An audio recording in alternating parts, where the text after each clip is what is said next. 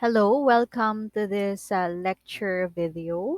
So today we will talk about relations and functions. So by the way, I am teacher Melai. Okay, let's start with this Venn diagram. So this diagram shows that functions is a proper subset of relations, or it also means that all functions are relations but not all relations are functions. And then let us first describe the following or define. So like for instance, what is ordered pair, what is Cartesian product, what is domain, and what is the range.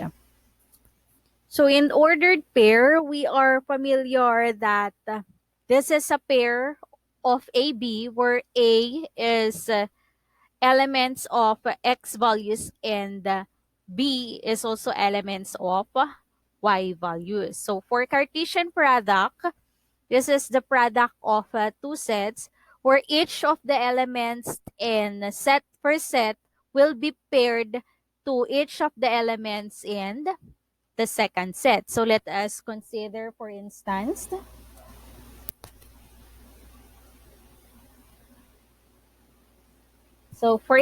we have set A, which consists of X and Y, while set B consists of 1, 2, 3, 4. So if it is A cross B, this is the Cartesian product. So this is equal to the ordered pair x1, x2, x3, x4, y1, y2, y3, y4. So these are A crossed B, or sample of a Cartesian product. Now, let's go back to our slide. How about domain and range? So what is domain and what is range? Domain refers to all X values, while the range refers to all set of while Y values. So for instance, the domain here refers to the set of, so all the value of X and Y, so it is the XY, while the range refers to the value of all set of Y values. So it is the 1, 2, 3, 4. So this is the domain and the range. Now, how will we know that one relation is a function or not a function? So let us consider ordered pairs to be placed here in our whiteboard. So here are the points. So the points here represents, for instance, the first Cartesian plane. So we have here the value of 10 corresponds to the value of y. It's 10, 5. And this is 6, negative 2. And 3, positive 4. And this is negative 2, negative 1, which can also be written that f of f of 3 will give us 4. Our f of 10, the function, will give us 5. F of negative 2 will give us a negative 10. And f of positive 6 is equal to negative 2. So as you can see here, there is no repeated value for, there is only one corresponding value for every x value. So how about here and our next graph? So we have here the value of ordered pair 2, 3, 5, 1. And then for 8, we have two values. This is 8, negative 2, and 8, positive 6. So which means that there is two corresponding value for our value 8. And this makes this not a function but just merely a relation. While for our first graph, or rather first Cartesian plane, since there is no repeated x values that corresponds to different values of y, then this is a function. You can also make use of the vertical line test to check if it is a function or if it is not a function. So let us consider, for instance, the following graph. So given this x, y, if for instance we have here this graph of a function and then another graph of a function, another graph of a function, and let's say the graph looks like this. So for instance, these are the different graph. So let us determine if which of the following here is a function or not a function. So using the vertical line test, if you're going to draw vertical lines, so there's no repeated values for y, or rather there's no repeated value for x, or the x corresponds only to one value of y, then this is a function. And then for the next one, so at this point, so since we have 2 points here that corresponds to point here or to x values here, then this is not a function. For this graph, using the vertical line test, the value of x corresponds only to one value of y. Again, this is a function. And then for this graph, if we are going to use vertical line test, so for each of the values of x here, there is two corresponding value of y. So which means this is not a function.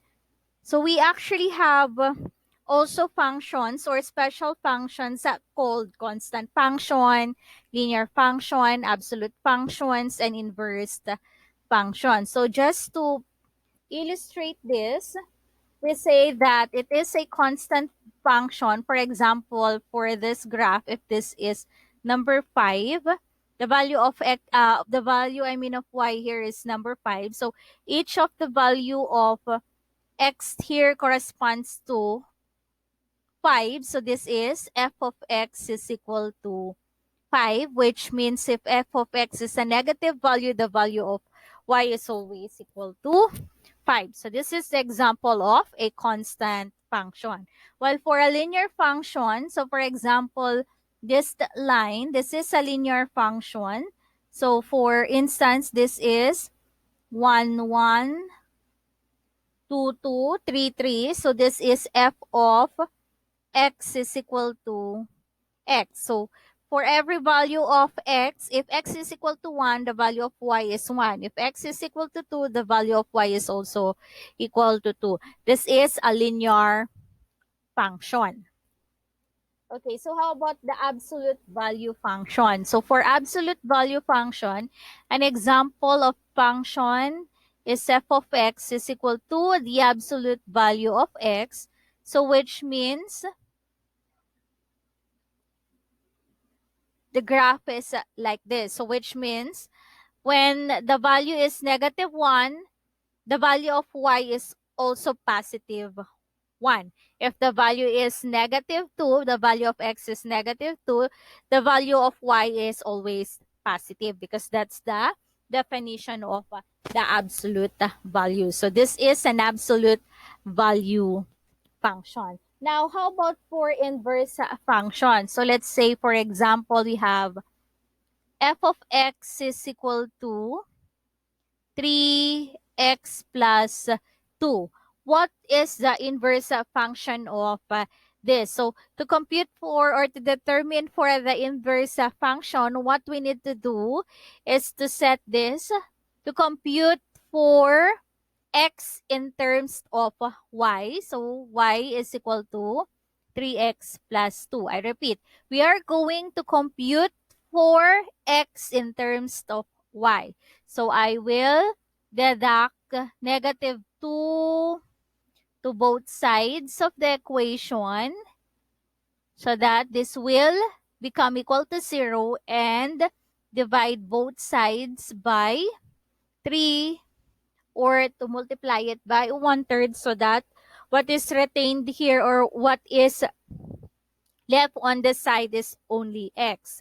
So x is equal to y minus 2 over 3, or this means that the inverse function of x is equal to, we are going to replace the value of y here into x. It is equal to x minus 2 over 3. So this is the inverse function of f of x is equal to 3x plus 2. And we also actually have different operations in function. We can add, subtract, divide. So we have actually functions like operations like f of x plus g of x, or subtraction f of x less g of x, or f of x multiplied by g of x, or composite function, or we can also place, of course, our division f of x over g of x as long as g of x will not be equal to 0. And the f of g of x. So this is what we call as the composite function. So let's have an example.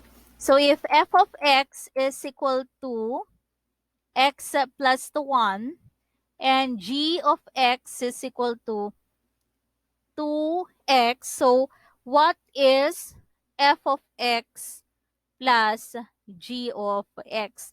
We will just simply add this. This is x plus 1 plus 2x, and then combine the two. Combine the similar terms, x plus 2x, it is 3x plus 1. So f of x plus g of x is equal to 3x plus 1. So to verify for that, we can set, for instance, the value of f of x into 1 here. This is 1 plus 1. F of 2 is equal to 2 plus 1. F of 3 is equal to 3 plus 1. And if we equate this, this is equal to 2, 3, and 4. While for our g of x, the g of 1 is equal to 2 times 1. G of 2 is equal to 2 times 2. G of 3 is equal to 2 times 3, which will give us value of 2, 4, and 6. So here, if we will just, for instance, add this 1 plus f of 1 and g of 1, this will give us a value of 4. 3 plus 4 is 7. 4 plus 6 is equal to 10. Now, if we will also substitute f of 1 here, so which means it is equal to 3 times 1 plus 1, it will also give you a number equal to 4. So to get f of x plus g of x, just simply add x plus 1 plus 2x for this example.